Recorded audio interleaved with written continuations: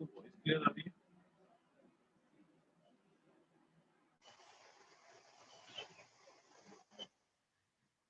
सभी को voice clear आ रही है?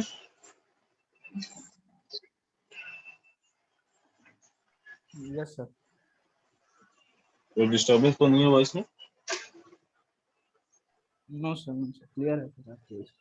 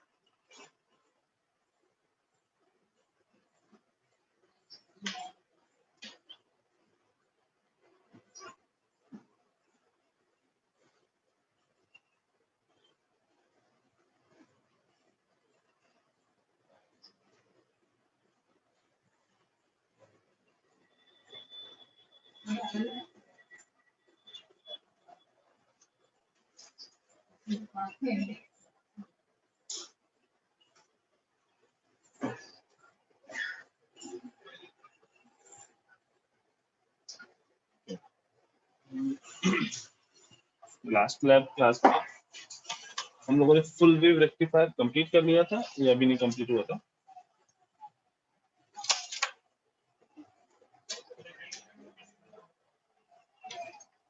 फुल वेव रेक्टिफायर का जो एक्सपेरिमेंट था वो कंप्लीट हो गया है या नहीं हुआ है?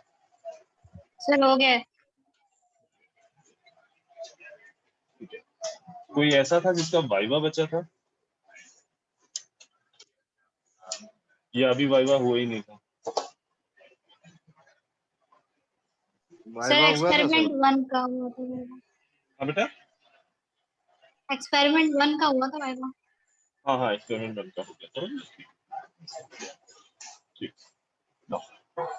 आज हमें जो नेक्स्ट एक्सपेरिमेंट करना है वो जेनर डायोड की वीआई कैरेक्टरिस्टिक है। हमने नॉर्मल पीएन जंक्शन की वीआई कैरेक्टरिस्टिक देखी, अब हमें जेनर डायोड की वीआई कैरेक्टरिस्टिक देखी। अच्छा, ये बताओ कि क्या डायोड का ब्रेकडाउन, डायोड में जो रिवर्स ब्रेकडाउन होता है वो अभी तक पढ़ा है कहीं पे? कहीं पे क्या बेसिकली इमर्जिंग डोमेन वाला जो सब्जेक्ट है उसमें पढ़ा होगा, इलेक्ट्रॉनिक इंजीनियरिंग का जो तुम्हारे पास सब्जेक्ट है उस सब्जेक्ट में पढ़ा होगा। तो क्या जेनर डायोड या ब्रेकडाउन रीजन ऐसा कुछ पढ़ा है? आज पीएन से जंक्शन स्टार्ट हुआ है। आज से स्टार्ट। ठीक है।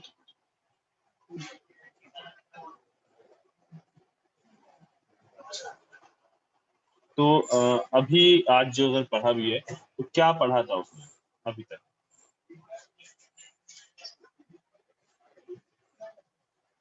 कि रिवर्स ब्रेकडाउन स्टार्ट हुआ है? Junction breakdown.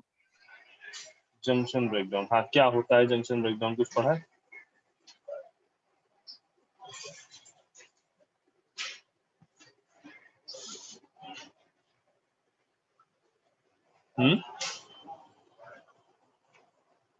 अरे कुछ भी, जो सही गलत जो भी आता हो वो बताओ। ठीक है, अभी हमारे पास ऑप्शन है कि हम सही कर सकते हैं, ठीक है? तो अभी जो भी पता है वो बताओ, उसके बाद सर रिवर्स वोल्टेज इंक्रीज करते हैं तो फिर इलेक्ट्रिक फील्ड इंक्रीज होती है, जिससे कोवेलेंट बाउंड सडनली रप्चर होते हैं और माइनॉरिटी कैरियर्स जनरेट होते हैं, जिससे करंट राइज होती है। सर एक पर्टिकुलर वोल्टेज के बाद सर ब्रेकडाउन हो जाता है सर डायोड का रिवर्स बायस। ठीक है। यस उस हाँ, उस पर्टिकुलर वोल्टेज को क्या बोलते हैं, कुछ पता है? Sir VBR. हाँ, वीबीआर या उसको कहते हैं ब्रेकडाउन वोल्टेज, जहां पे डायोड का ब्रेकडाउन हो गया,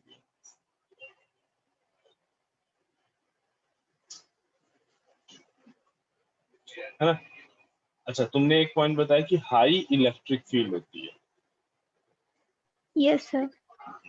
हाई इलेक्ट्रिक फील्ड जो यहाँ पे कोवेलेंट बॉन्ड होते हैं वो ब्रेक हो जाते हैं। उन कोवेलेंट बॉन्ड के ब्रेक होने की वजह से हाई माइनॉरिटी कैरियर की वजह से हाई करंट हमें मिलने लगती है रिवर्स डायरेक्शन में, है ना? और इसी को हमने जंक्शन ब्रेकडाउन या रिवर्स ब्रेकडाउन।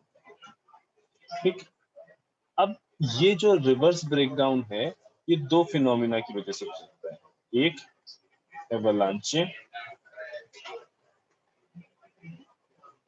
दूसरा जेनर।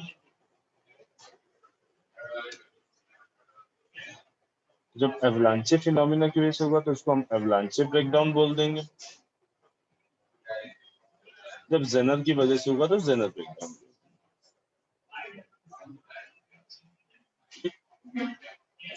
दोनों के लिए सिमिलरिटी क्या है? दोनों ही हाई इलेक्ट्रिक फील्ड यूज करेंगे। दोनों में जो ब्रेकडाउन होगा, ब्रेकडाउन का मेन रीजन वही है कि इलेक्ट्रिक फील्ड हाई है। ठीक, हाई इलेक्ट्रिक फील्ड की वजह से ही ब्रेकडाउन अकर कर रहा है। ठीक, लेकिन दोनों में कुछ डिफरेंसेस भी हैं। जैसे लेट्स से एक पीएन जंक्शन हमने पहले बनाया,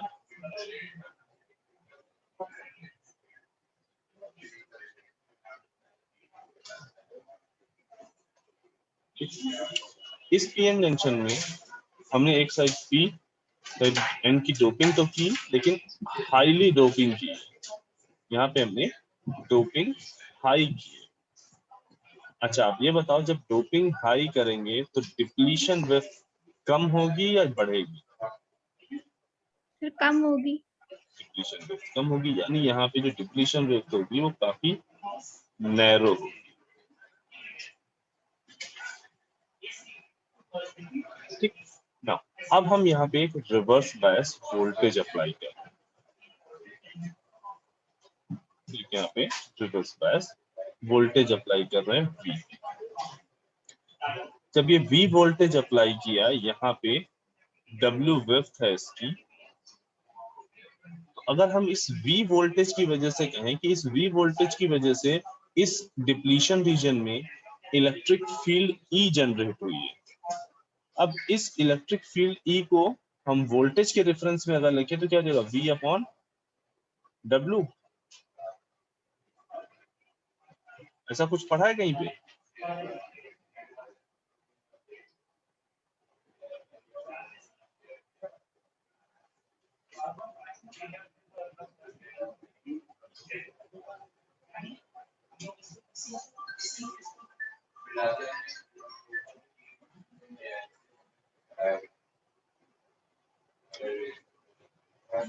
इलेक्ट्रिक फील्ड और वोल्टेज के बीच में कहीं रिलेशन पढ़ा है?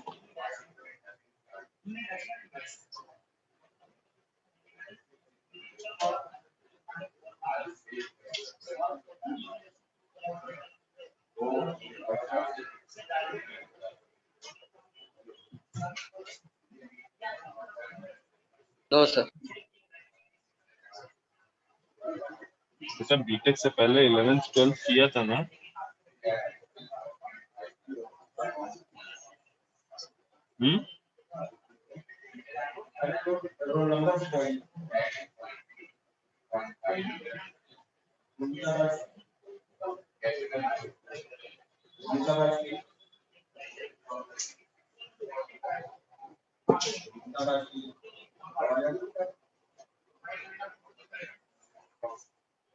यहाँ पे ऐसा कुछ पढ़ा था? Electric field is equal to V into D, distance voltage. Yes sir, पढ़ा था। ये पढ़ा है? यहाँ पे जो डिस्टेंस है वो क्या है? W है।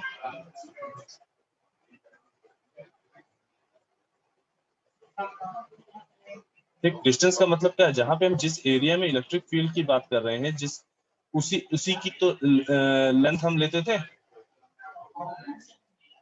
जिस मेटल या जिस भी चीज के अक्रॉस हम इलेक्ट्रिक फील्ड की बात करते थे, जहां पे हमने वोल्टेज अप्लाई किया होता है।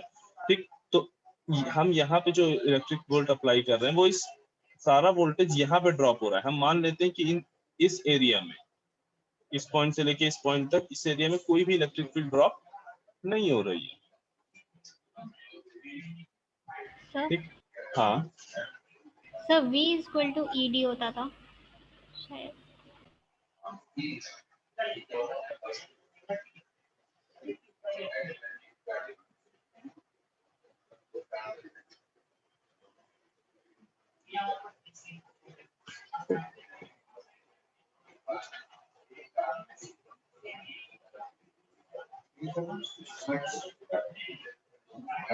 ठीक है।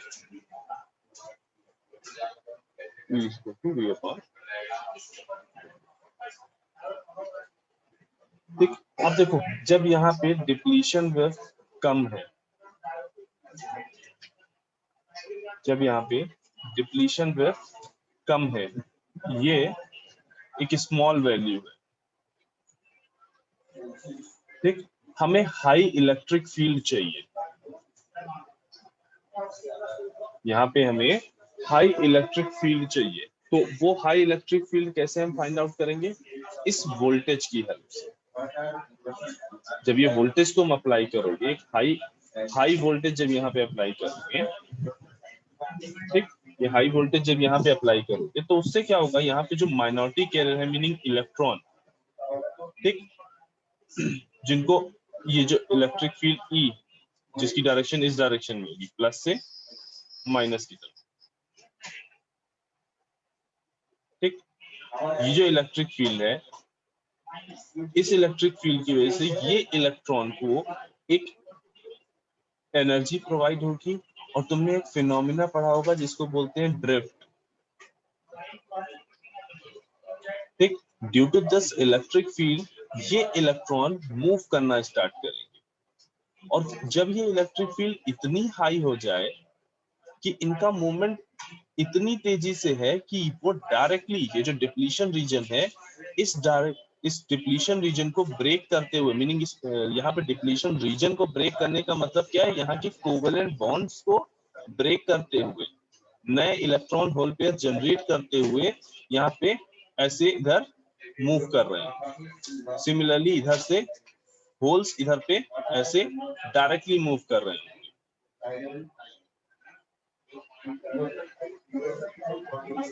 ठीक, जब एक हाई इलेक्ट्रिक फील्ड दोगे और डिप्लीशन वेव काफी नैरो है, क्यों? क्योंकि तुमने दोनों साइड पे हाई डोपिंग करा रखी है, तो ये इलेक्ट्रॉन डायरेक्टली इस डिप्लीशन वेव से ऐसे डिप्लीशन वेव को डायरेक्टली क्रॉस करते हुए जाते हैं। जैसे एक माउंटेन, एक पहाड़ को बीच से आपने क्रॉस किया हो बाय मेकिंग टनल, बीच में इन्होंने यहाँ से, देखो जब तुमने एनर्जी बैंड डायग्राम पढ़ा होगा जब पीएन जंक्शन का, तो वहां तुमने देखा होगा कि हाँ एक जो इलेक्ट्रॉन को मूवमेंट करना होता है तो एक बैरियर को क्रॉस करके उन्हें क्रॉस करके जाना। ठीक, तो यहाँ पे क्या हो रहा है, हाई इलेक्ट्रिक फील्ड की वजह से वो उस बैरियर को क्रॉस कर रहे हैं। किस तरीके से? वो वोल्टेज अपना नहीं इंक्रीज कर रहे हैं, वो डायरेक्टली उसको टनल बना के जा रहे हैं। ठीक है, एक्चुअल में होता क्या है, तुमने इस तरह का एनर्जी बैंड डायग्राम देखा,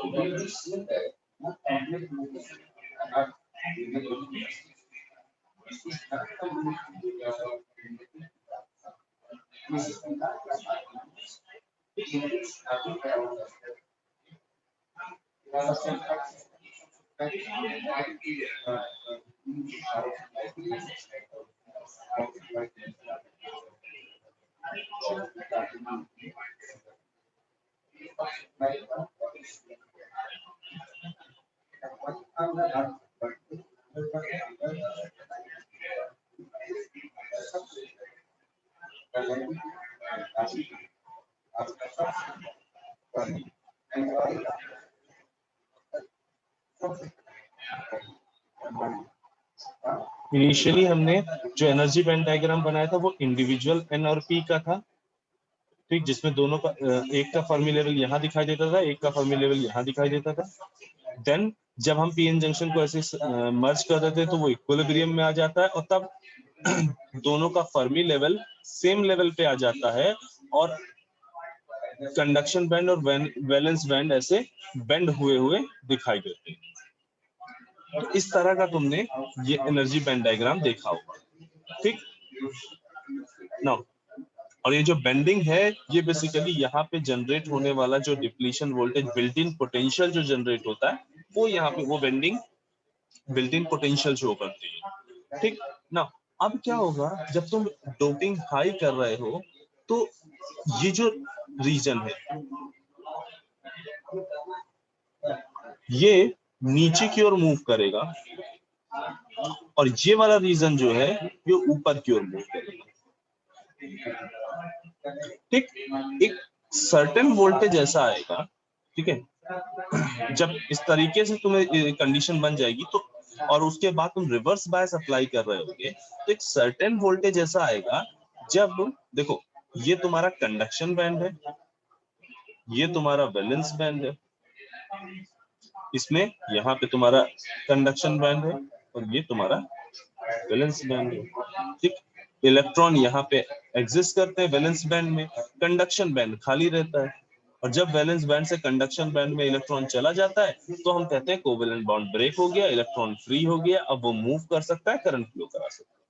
तो एक तो तरीका हो गया कि वैलेंस बैंड से वो यहाँ से यहाँ कंडक्शन बैंड में जाएगा, एक तो तरीका ये हो गया। लेकिन जब हम डोपिंग काफी हाई करा देते हैं उस टाइम पे क्या होता है, ये कंडक्शन बैंड जो हमने डॉटेड से बनाया है ये वो वाला कंडक्शन बैंड है जब हमने डोपिंग बढ़ाई है, अपनी डोपिंग काफी हाई रखी है। तो डोपिंग हाई रखने की वजह से होता क्या है कि पी साइड का वैलेंस बैंड और एन साइड का कंडक्शन बैंड, पी साइड का वैलेंस बैंड और एन साइड का कंडक्शन बैंड एक दूसरे से ओवरलैप करते हैं, मीनिंग एक दूसरे के जस्ट अपोजिट में होते हैं, जस्ट एक दूसरे के आमने सामने होते हैं। ऐसे केसेस में जब तुम वोल्टेज अप्लाई करते हो, ऐसे केसेस में जब तुम वोल्टेज अप्लाई करते हो तो ये यहाँ पे जो इलेक्ट्रॉन अवेलेबल है वो यहाँ ना पहुंच के, क्यों, क्योंकि जो तुमने वोल्टेज अप्लाई किया वो इतनी एनर्जी प्रोवाइड ही नहीं कर पा रहा है कि इलेक्ट्रॉन इस एनर्जी गैप को क्रॉस करके यहाँ तक जाए। लेकिन हाँ वो ये कर सकता है कि ये इलेक्ट्रॉन ऐसे इधर कूद के डायरेक्ट यहाँ चला जाए। तो ये जो प्रोसेस है जिसमें पी टाइप के वैलेंस बैंड का इलेक्ट्रॉन एन टाइप के कंडक्शन बैंड में चला गया, इस प्रोसेस को हम बोलते हैं टनलिंग। इस प्रोसेस को हम बोलते हैं टनलिंग। वो क्या रहा है, जब पी साइड के वैलेंस बैंड का इलेक्ट्रॉन एन साइड के कंडक्शन बैंड में चला गया due to this applied voltage, ठीक। और ये अप्लाइड वोल्टेज काफी स्मॉल होगा, ठीक है, बहुत लार्ज यहाँ पे वोल्टेज की जरूरत नहीं पड़ती है क्योंकि डिप्लीशन विड्थ ऑलरेडी स्मॉल है, इसलिए हमको बहुत लार्ज वोल्टेज की जरूरत नहीं पड़ती है, हमारा काम हो जाता है लेस देन 6 वोल्ट में।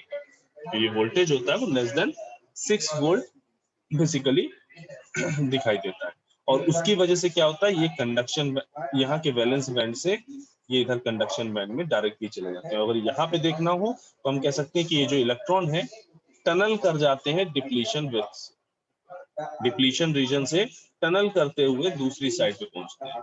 इस तरह से ये वाले भी टनल करते हुए इधर आ जाते हैं, ठीक। इस फिनोमिना की वजह से जब ये इलेक्ट्रॉन इस कंडक्शन बैंड में ना जाके डायरेक्टली यहाँ वाले कंडक्शन बैंड में चले जा रहे हैं, इस फिनोमिना को कहते हैं टनलिंग। और इस टनलिंग की वजह से जो ब्रेकडाउन होता है उसको हम कहते हैं जेनर ब्रेकडाउन। टनलिंग की वजह से जो ब्रेकडाउन होता है उसको हम कहते हैं जेनर ब्रेकडाउन। तो पहला पॉइंट, जेनर ब्रेकडाउन में डोपिंग हाई होगी। दूसरा पॉइंट, यहाँ डिप्लीशन विड्थ स्मॉल होगी या नैरो होगी।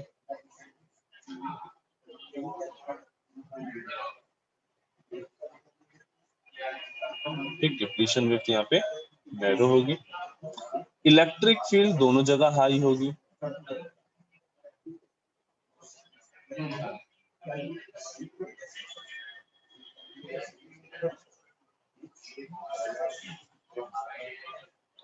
जो वोल्टेज अप्लाई करेंगे वो लेस देन 6 वोल्ट होगा।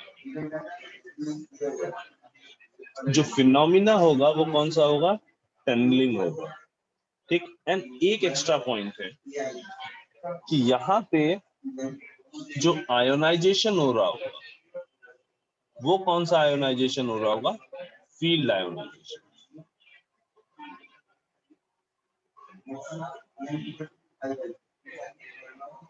यहाँ पे जो आयोनाइजेशन हो रहा होगा उसे हम क्या बोलेंगे, फील्ड आयोनाइजेशन। ठीक, वहीं दूसरा केस जो है वो है एवलांच ब्रेकडाउन।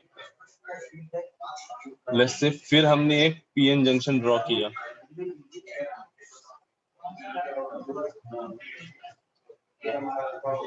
इस बार हमने जब पीएन जंक्शन ड्रॉ किया है तो दोनों साइड पे स्मॉल डोपिंग की है, दोनों साइड पे लो डोपिंग कराई है। ठीक है, लो डोपिंग को ऐसे हम नेगेटिव साइन यहाँ बना देते हैं और हाई डोपिंग होती है तो पॉजिटिव साइन उस पे ऊपर बना देते हैं। नाउ अब जब लो डोपिंग होगी तो डिप्लीशन विड्थ लार्ज होगी, हाँ लार्ज डिप्लीशन विड्थ W। अब E is equal to V upon W के हिसाब से अगर W लार्ज है और हमें लार्ज इलेक्ट्रिक फील्ड जनरेट करनी, यानी वोल्टेज यहाँ पे जो अप्लाई करना होगा वो लार्ज है।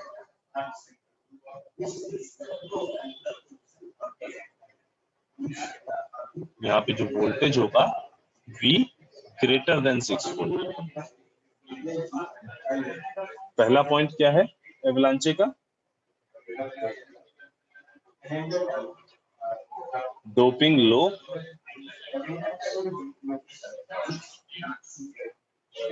Width large, depletion width large, जो वोल्टेज अप्लाई कर रहे हैं V greater than 6 volt. Electric field यहां भी आई,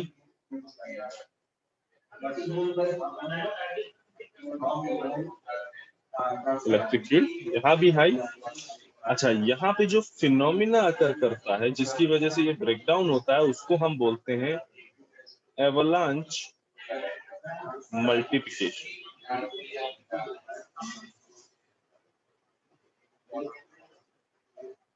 उसको हम बोलते हैं एवलांच मल्टीप्लिकेशन। अब इसमें क्या होता है, यहां हमने एक वोल्टेज अप्लाई, अगेन ये वोल्टेज इलेक्ट्रॉन को ड्रिफ्ट कराना स्टार्ट करता है।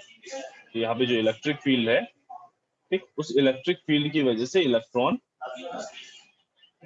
ड्रिफ्ट करना स्टार्ट करता है।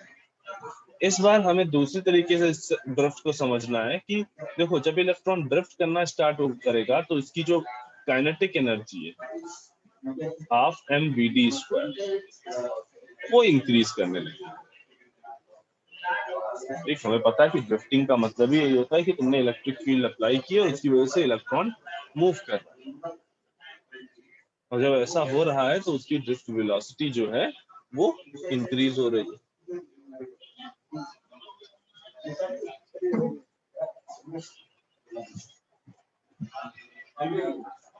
ठीक, जब ये ड्रिफ्ट वेलोसिटी इंक्रीज होगी दैट मींस इसकी काइनेटिक एनर्जी इंक्रीज होगी। अब ये इलेक्ट्रॉन ऐसे इधर से चला आ रहा है, इसकी काइनेटिक एनर्जी इंक्रीज होती जा रही, इंक्रीज होती जा रही, इंक्रीज होती जा रही, डिप्लीशन रीजन में पहुंचा, अभी भी काइनेटिक एनर्जी इंक्रीज होती जा रही। एक ऐसा वोल्टेज आया जहां पे ड्रिफ्ट वेलोसिटी इंक्रीज होते होते कुछ इस तरह से हो गया कि kinetic energy of electron is equal to हो गया energy gap of this semiconductor. जो सेमीकंडक्टर यूज किया था उसके एनर्जी गैप के बराबर हो गई काइनेटिक एनर्जी। अब जैसे ही इस इलेक्ट्रॉन की काइनेटिक एनर्जी इस Eg के बराबर होगी और उसके बाद यहाँ पे जो ये पेयर बना होगा इलेक्ट्रॉन और होल का, यहाँ पे जो पेयर बना होगा वो अब पेयर क्या होगा, ब्रेक हो जाएगा, और इस ब्रेकिंग के बाद, ब्रेक होने की वजह से एक इलेक्ट्रॉन जनरेट होगा और एक होल जनरेट।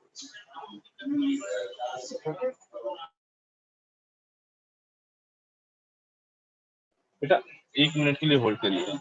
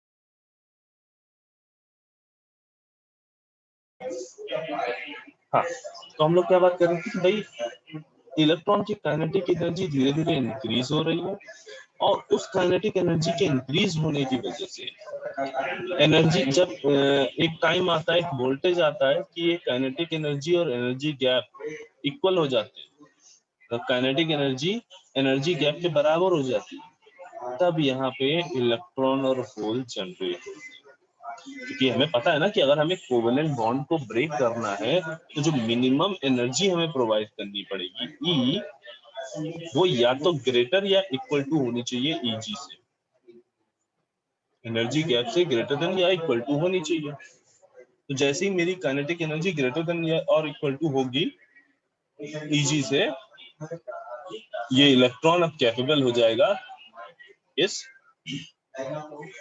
कोवेलेंट बॉन्ड को ब्रेक करने से, और जैसे ये कोवेलेंट बॉन्ड को ब्रेक करेगा एक नया इलेक्ट्रॉन जनरेट होगा, एक होल जनरेट होगा। अब ये इलेक्ट्रॉन अगेन मूव करना स्टार्ट करेगा, ये भी अपनी काइनेटिक एनर्जी बढ़ाएगा, फिर ये ब्रेक करेगा, फिर यहाँ नया एक इलेक्ट्रॉन, एक नया होल जनरेट होगा, फिर ये इलेक्ट्रॉन मूव करेगा, अगेन इलेक्ट्रॉन और एक होल जनरेट होगा। ये प्रोसेस ऐसे कंटिन्यूअसली चलता रहेगा, और इसी प्रोसेस को, ये जो इलेक्ट्रॉन से इलेक्ट्रॉन की चेन जनरेट होती चली जा रही है, इसको हम बोलते हैं एवलांच मल्टीप्लिकेशन। इस प्रोसेस को हम बोलते हैं एवलांच मल्टीप्लिकेशन। हमें पॉइंट क्या क्या याद रखने हैं कि एवलांच ब्रेकडाउन कब अकर होगा, जब पीएन जंक्शन लो डोपिंग से बनाया गया, ठीक। अब जब लो डोपिंग अगर होगी तो डिप्लीशन रेट लार्ज होगी, अप्लाइड वोल्टेज लार्ज रखना पड़ेगा, यानी ग्रेटर देन 6 वोल्ट रखना पड़ेगा, इलेक्ट्रिक फील्ड हाई रहेगी हमेशा, क्योंकि ये ब्रेकडाउन जो होता है वो हाई इलेक्ट्रिक फील्ड की वजह से ही होता है। यहाँ जो फिनोमिना अकर करेगा वो कौन सा है, एवलांच मल्टीप्लिकेशन, ठीक। अब इन्हीं फिनोमिना, इन जो ब्रेकडाउन का फिनोमिना था, इसी फिनोमिना पे बेस्ड होके हमने एक डायोड डिजाइन किया, नाम था जेनर डायोड।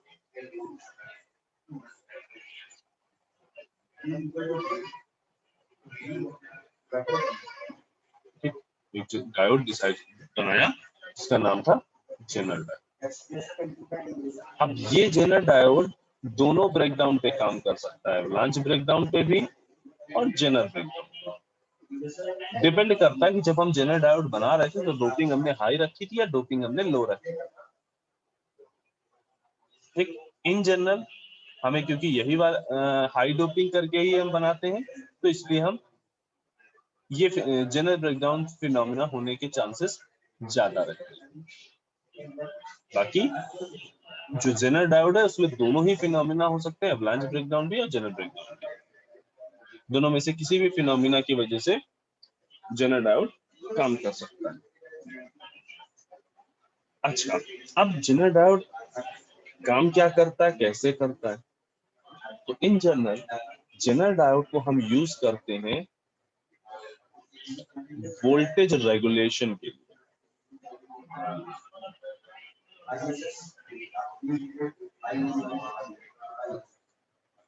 को हम यूज करते हैं वोल्टेज रेगुलेशन के लिए जेनर डायोड। ठीक, वोल्टेज रेगुलेशन का मतलब क्या है? मान लो मेरे पास एक ये सर्किट, क्योंकि इसमें रजिस्टर लगा है, फिर एक रजिस्टर लगा है, एक यहाँ कैपेसिटर लगा है, एक यहाँ पे एलईडी लगी है। एक एलईडी का सिंबल ऐसे ही होता है, एक डायोड और उससे बाहर निकलती हुई ऐसे लाइट। एक यहाँ एलईडी लगी हुई है और इसको मैंने कोई सप्लाई दे रखी है, प्लस R1 R2 C ये भी। अब यहाँ समस्या एक थी, जब हमने इस सर्किट को बनाया तो हमको समस्या क्या दिखी कि ये जो डायोड है, यानी ये जो लाइट एमिटिंग डायोड है, एलईडी है, इस एलईडी के साथ समस्या है कि ये एलईडी अगर इसके अक्रॉस वोल्टेज 1.0 रहा, अगर इसके अक्रॉस वोल्टेज, मतलब इस एलईडी को अगर तुमने वोल्टेज 1.0 का प्रोवाइड किया, तब तो ये प्रॉपरली काम करेगी, तब तो ये प्रॉपरली काम करेगी। ठीक, लेकिन अगर उससे कम कर दिया या उससे ज्यादा कर दिया तो काम नहीं करेगी। कम किया तो लाइट नहीं देगी प्रॉपर, ज्यादा किया तो डिस्ट्रॉय हो जाएगी। ठीक, और यहाँ पे जो हमारा वोल्टेज सोर्स था वो लेस से 10 वोल्ट था। अब इस वोल्टेज सोर्स के साथ समस्या क्या थी कि ये फिक्स नहीं रह पाता, 0 से वोल्ट से 10 वोल्ट के बीच में इसका वोल्टेज चेंज होता रहता है। ठीक, अब हमें डर क्या है भाई, हमें यहाँ तक तो पहुंचाना है केवल 1 वोल्ट। हम चाहते हैं बाकी जितना वोल्टेज है इन रेजिस्टेंस और इन कैपेसिटेंस में रुक जाए। लेकिन मान लो हमने 10 वोल्ट के हिसाब से भी ये सर्किट बनाया, तो भी जरूरी थोड़ी ना है कि कब ये वोल्टेज सप्लाई कितना वोल्टेज दे रही हो, तो हम हर बार तो अपने रेजिस्टेंस को चेंज कर नहीं सकते। तो हमें यहाँ पे कुछ ऐसा करना होगा ताकि एक टर्मिनल ये ए और बी, इन टर्मिनल्स पे वोल्टेज जो है वो कांस्टेंट रहे, और ये जो वोल्टेज को किसी दो टर्मिनल के बीच में कांस्टेंट करने का प्रोसेस है, उसी को हम बोलते हैं वोल्टेज रेगुलेशन। उसी को हम क्या बोलते हैं? Voltage regulation. ठीक, अब वोल्टेज रेगुलेशन के लिए जिन दो पॉइंट में तुम्हें वोल्टेज इक्वल चाहिए, वहां पे रिवर्स बायस में जेनर डायोड लगा दो। जेनर डायोड का सिंबल होता है नॉर्मल डायोड, और ये वाला जो लाइन है उसको Z बना दो।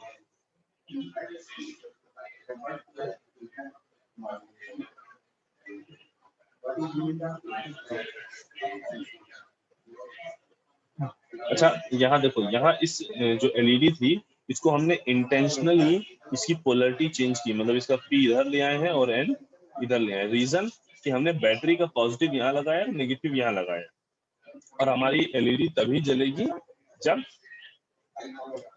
एलईडी फॉरवर्ड बायस होगी, है ना। अब जब इसको तुम रिवर्स बायस में ऐसे कनेक्ट करोगे, ठीक, और मान लो हमने कहा कि ये जो जेनर डायोड है इसका ब्रेकडाउन वोल्टेज 1 वोल्ट है। ये जो जेनर डायोड है इसका ब्रेकडाउन वोल्टेज 1 वोल्ट है, तो भाई ये जेनर डायोड इस अपने अक्रॉस हमेशा 1 वोल्ट ही रखेगा। इसमें आने वाली करंट चेंज हो सकती है लेकिन वोल्टेज कांस्टेंट रहेगा। कुछ भी यहाँ पे कुछ भी चेंज करो, इन रेजिस्टेंस को हटाओ, इन वोल्टेज सोर्स को कितना भी बढ़ाओ, कुछ भी कर लो, जब तक ये काम करता रहेगा, जब तक ये डिस्ट्रॉय नहीं होगा, तब तक ये इन दोनों टर्मिनल के अक्रॉस वोल्टेज को अपने ब्रेकडाउन वोल्टेज के बराबर रखेगा, करंट बढ़ाता घटाता रहेगा, करंट बढ़ती घटती रहेगी अकॉर्डिंगली जैसे तुम सोर्स को चेंज करो, सोर्स को चेंज करो या यहाँ पे रेजिस्टेंस को चेंज करो।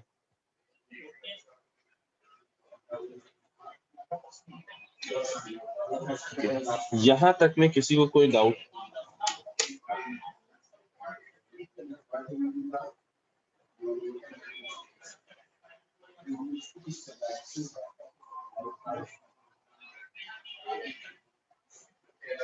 No sir.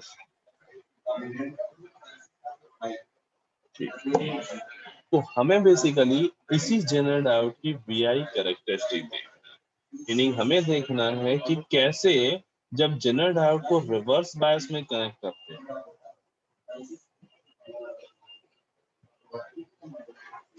ठीक, तो इनिशियली उसमें एक माइन्यूट एकदम माइन्यूट 0 के बराबर अप्रोक्स करंट फ्लो होती है, फिर एक सर्टेन वोल्टेज के बाद जिसे कहते हैं ब्रेकडाउन वोल्टेज, अचानक से करंट इंक्रीज हो जाए और ये इंक्रीमेंट होता ही जाता है, ठीक, और ये वो वोल्टेज जहां पे अचानक करंट इंक्रीज हुई है उसको हम क्या बोलते हैं? Breakdown voltage. और ये करंट में ऐसे इंक्रीज होता है। इस करंट की डायरेक्शन क्या होगी? N से P की ओर, N2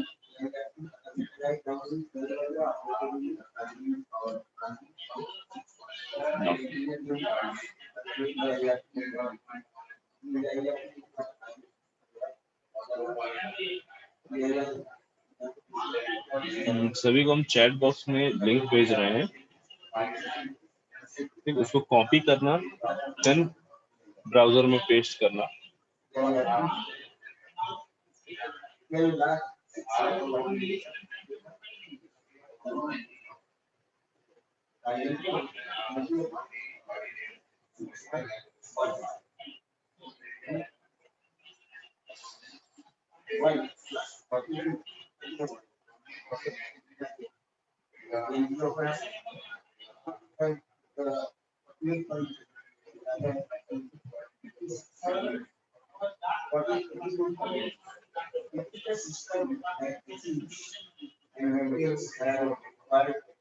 ठीक है, और बाकी लोग ऐसा सभी लोग ऐसा करो, मीटिंग को वापस से रीजॉइन करो।